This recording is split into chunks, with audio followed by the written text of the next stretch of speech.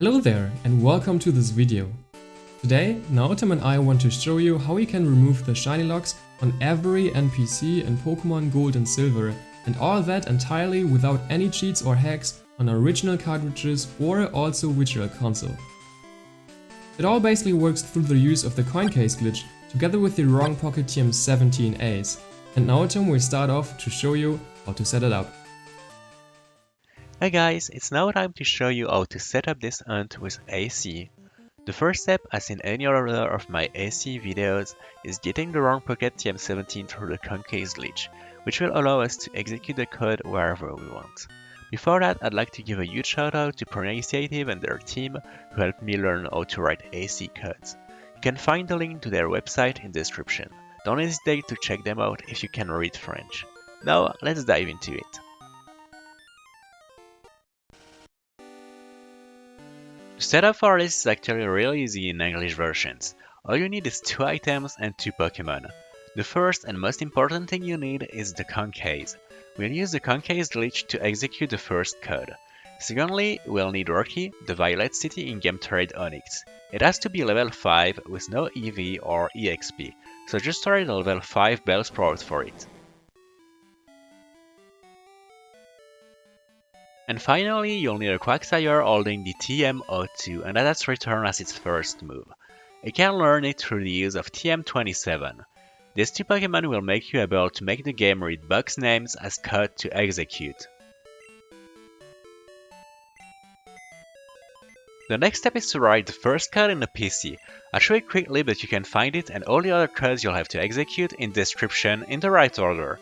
I have to say this code isn't mine, I got it from a video of Map. The links to its channel and videos are in the description. Now go to the Pokémart and make sure Onyx is the 3rd Pokémon of your party and Quagsire is the 4th, then save.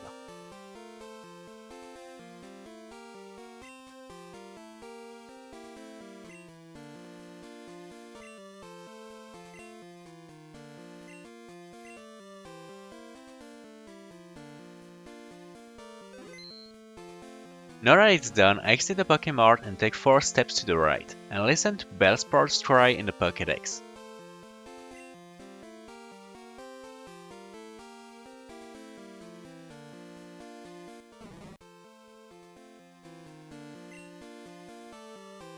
Open your bag, switch between pockets and use the coin case to execute the code. If it didn't crash, go check your regular items pocket, you should have a TM17 there. If it crashed, make sure the box code is right and that you did everything correctly. Once you have the wrong pocket TM17, you can save and we can get to the next step of this setup, which is writing the codes in your boxes. Firstly, put Rocky as your first Pokémon and Quagsire as your second.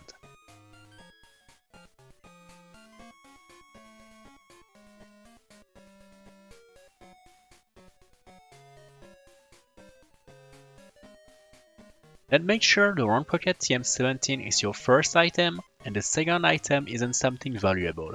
If it is, please switch it with something else you don't mind losing. We'll now write the first code that will create the item switch, allowing us to switch between randomizing and catching the trainer's Pokémon. I changed the name of the boxes after the last code for visibility's sake. This isn't necessary at all. As usual, I'll speed up myself writing the codes, but I'll show them once everything is written so you can pause or go in the description where all the codes are listed to see them. Now that you've written everything, exit the PC and save.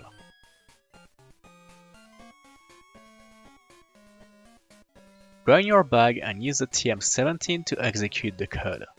You should now have a Terrasama as second item, and the first 2 items quantities should be glitched.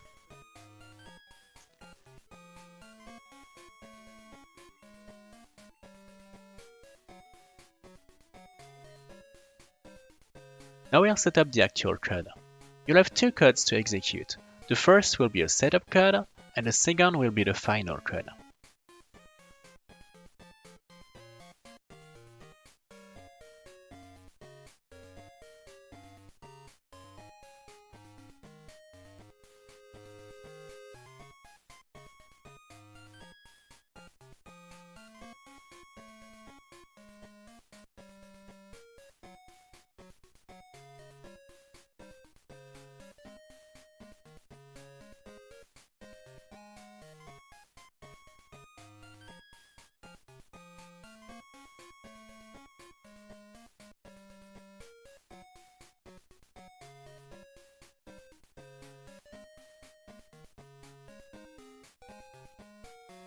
Save and execute the code.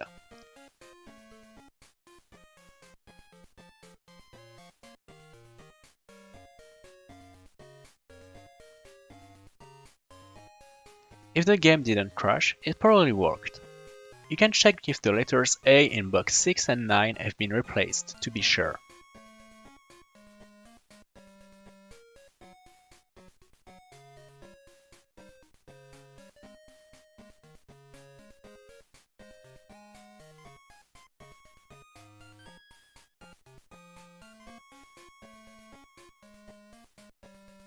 If everything's fine, then you can start writing the next code. If the code didn't work, it's probably due to a mistake in it. Check your box names and try again.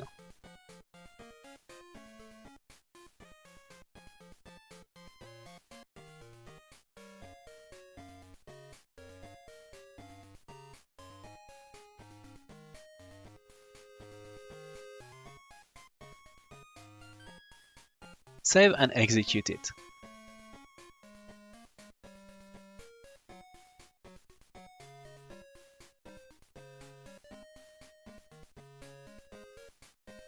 If the game didn't crash, it probably worked. Let's try it out on a trainer.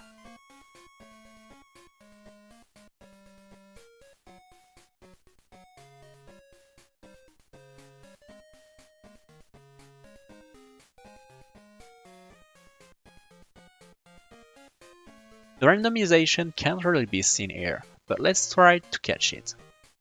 To do so, simply switch TM17 and Terrasama. Let's try to throw a Pokeball.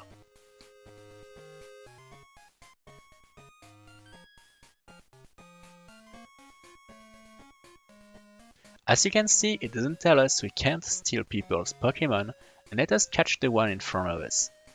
Catching it or KOing the mon after switching the items, thus turning the trainer battle into a wild battle, will put an end to it, so make sure to only do this when you find your shiny.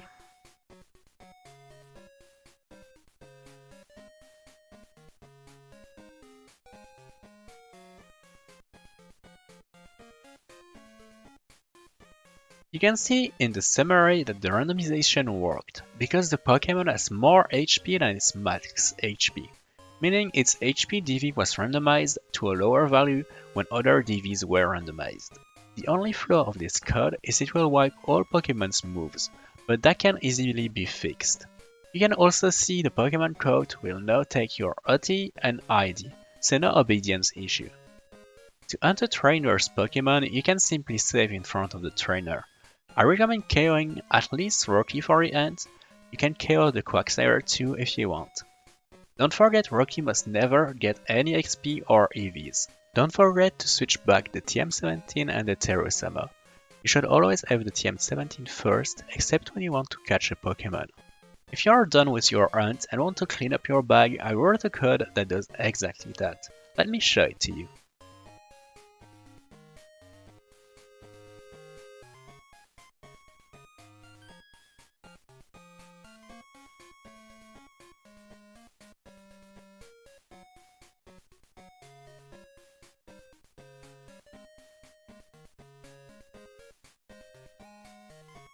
Save and execute it.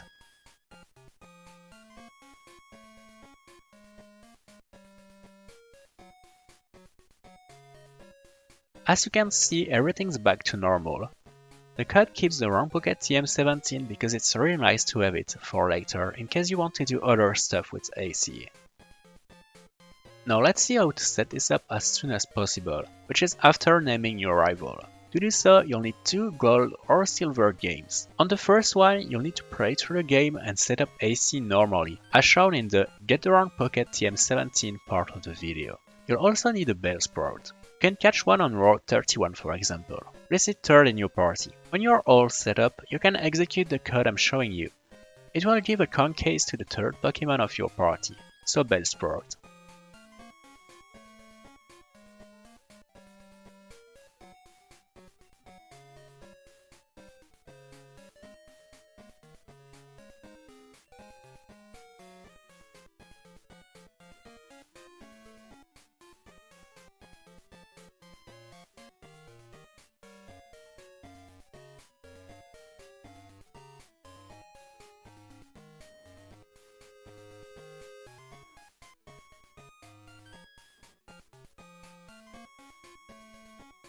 Play through the second game until you name your rival. That's when you'll unlock the trades.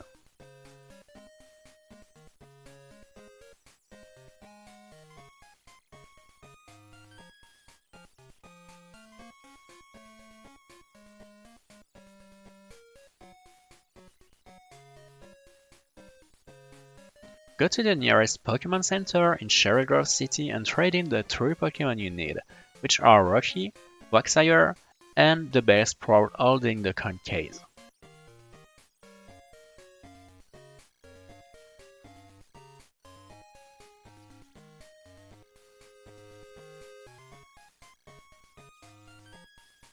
Once you have all the Pokémon you need, organize your party correctly as I show. Take the coin case from the Pokémon holding it,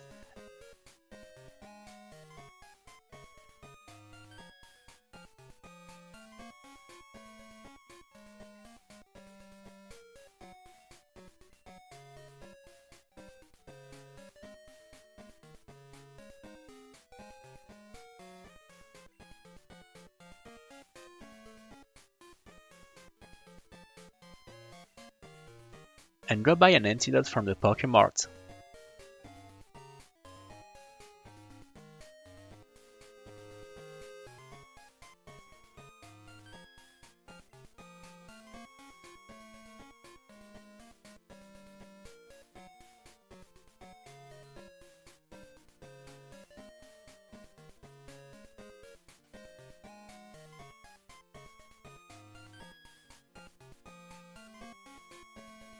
Then repeat the steps you can see in the Get Around Pocket TM17 and the Set up the trainer's Pokémon Shiny Hunting Code part of the video.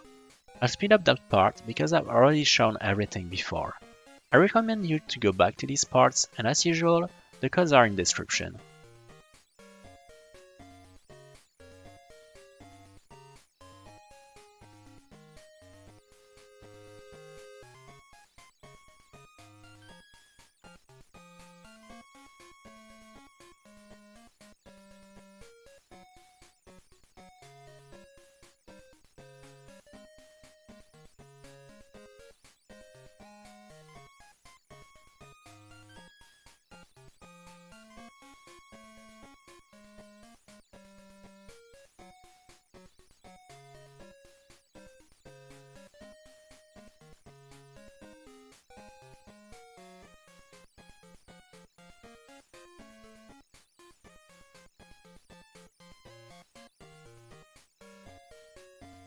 Now that you've executed all the codes, you can hunt every trainer's Pokémon, except the first rival battle ones, as far as we know, but Oliver will tell you more about this in the FAQ at the end of the video. Before I let Oliver show you the proof this code works, I'll quickly show you the RAM using BGB's debugger to explain you how it works. In the top left rectangle, you can see the data as instructions. You'll check the code we've written in the boxes there. The first thing this code does is set a marker at D0FE, an unused byte of the enemy Pokémon data structure. I'll come back to that later. Then it sets up the OAM DMA hijacking, which will allow the code to be executed every frame. Not much else to show about that. Now to the part that gets executed every frame. First thing the code does is get the value of the first item quantity and load it right after in itself. That's how the switch in the bag works. Depending on what item is first, the effect of the code will change because the quantity of the TM17 corresponds to a jump, so the code reading continues at the latter part of the code, while the quantity of the Terusama corresponds to a useless instruction and lets the reading go on. If I switch these two items, you can see the instruction here changes.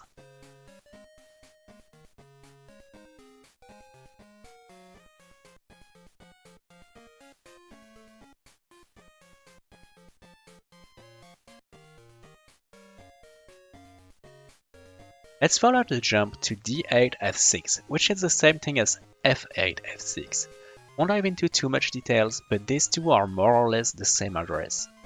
There we can see the randomization part of the code. First, it loads the marker, basically checking if it's there, and ends the code if it is. It will always be there, except when the trainer sends out a Pokémon. Then it will disappear for an instant, and allow the code reading to continue. I'll show you that when I'm done going over the code itself. First, it will get the value at each random add and loads it in the first byte of the enemy Pokémon DVs. Then it gets the value at each random sub and loads it in the second DV byte, randomizing them. Each random add and each random sub are two sources of random numbers generated by the game's RNG. You can see them in the lower rectangle. If I go back to the game, they'll start changing really quickly. This ensures that the odds of getting a shiny is 1 out of 8,192. Once the DVs are randomized, the marker is placed back in the enemy Pokémon data, ensuring the randomization only happens once. Now let's see what happens if the Terror-sama is placed first.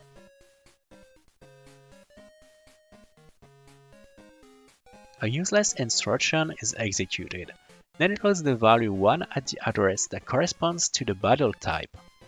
Doing so will turn the battle into a wild battle, allowing you to catch the Pokémon in front of you, and that's all. Finally, I'll show you what happens frame by frame when you use the code and start a trainer battle.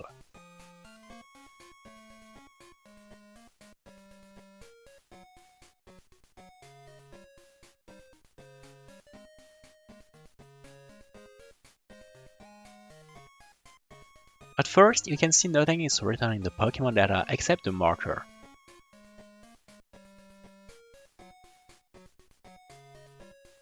Nothing happens until the opposing trainer starts sending out a Pokémon in battle.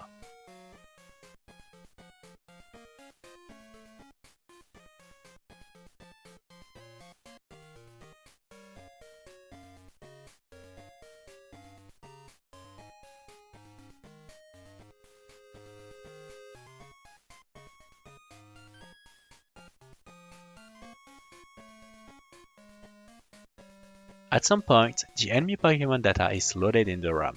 You can see the usual set DVs appear and the marker is gone.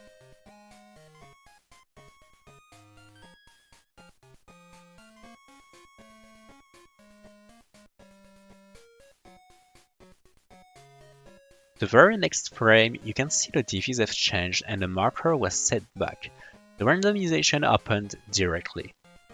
It's important for it to be so quick, because if it isn't, the Pokémon sent out won't directly be shiny.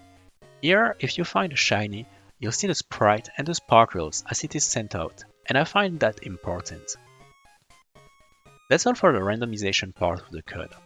As for the part that allows you to catch the opposing Pokémon, it's pretty simple. As I mentioned earlier, it simply sets the battle mode to 1, which is a wild battle. You can see that happen here.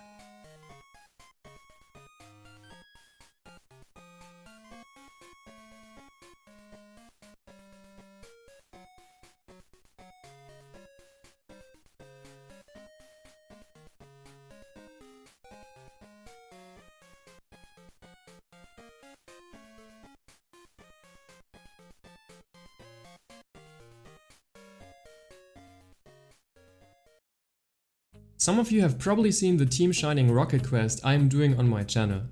And if not, it's basically a Pokemon challenge, but I can only use stolen shinies. For that, I used exactly the ace code Naotom explained to you earlier, and to prove that it actually works, here's a little clip of my first trainer shiny I stole this way. Heck yeah man, that's great to hear.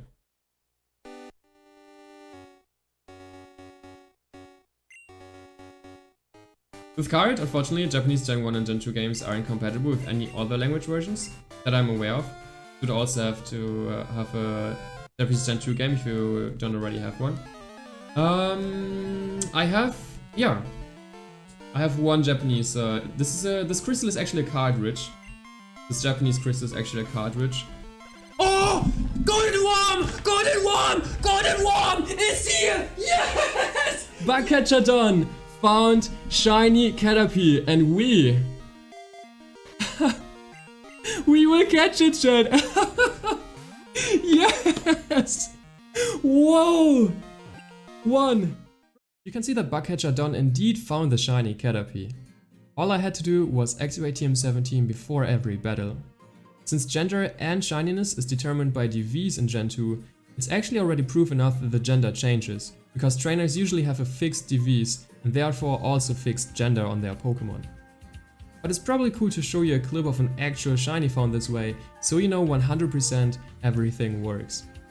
Now before we end off the video, I would like to go over some common questions you might have about this glitch and hunt. Do those Pokémon act like normal Pokémon you caught in the wild? Almost. They will get registered in the Pokédex like normal, they are your OT and get your ID like normal, and also have standard stats. The only thing to keep in mind is that the Pokémon you catch from trainers lose all their moves. This is not a very big problem because they can still learn new moves by level up, and you can also give them TMs for easy attack access like TM Headbutt. Definitely an important thing to keep in mind.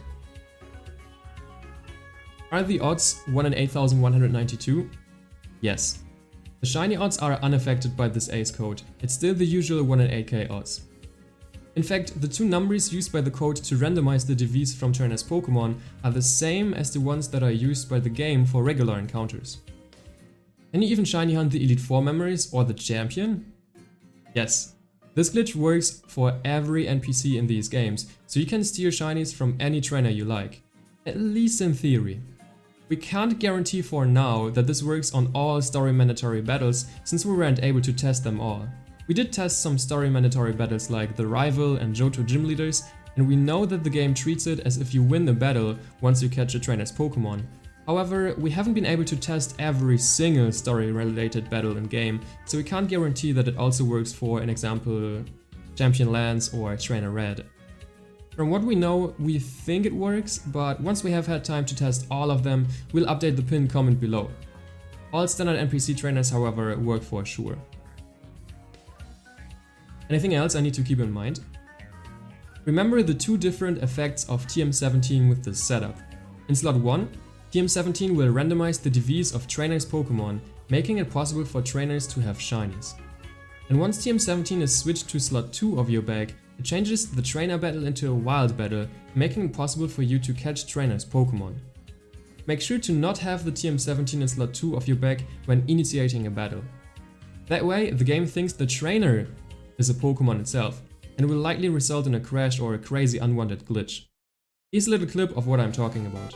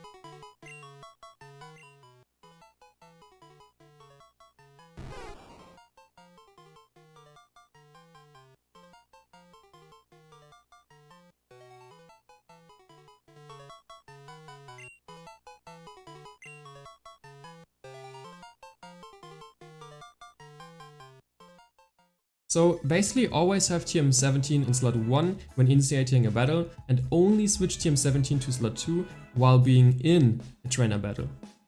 After the trainer battle is over, immediately switch TM17 back to slot 1. And that's it. I hope you enjoyed the new way of shiny hunting in Generation 2. Definitely tell us what trainer you will hunt this way, or if you even consider doing a team shining rocket quest yourself. Also feel free to check out my Pokemon Silver Stolen Shinies only run over on my channel Oliver MKP, where I use exactly this ace code from this tutorial. Massive cheers to Naotum for having me on this channel. It was a lot of fun to work with you together, man. Yeah, it was a lot of fun, dude. And massive cheers to you too. Without your ID, this code would never have existed. I highly recommend checking out Oliver's channel if you haven't already done it. He's an amazing dude that makes quality content and always surprises you with the craziest hunts. Apart from that, that's it for this video. I hope you enjoyed it. If you encounter any issue or have any question that hasn't been addressed in the FAQ, feel free to post a comment and I'll make sure to answer it as soon as possible. See you guys next time!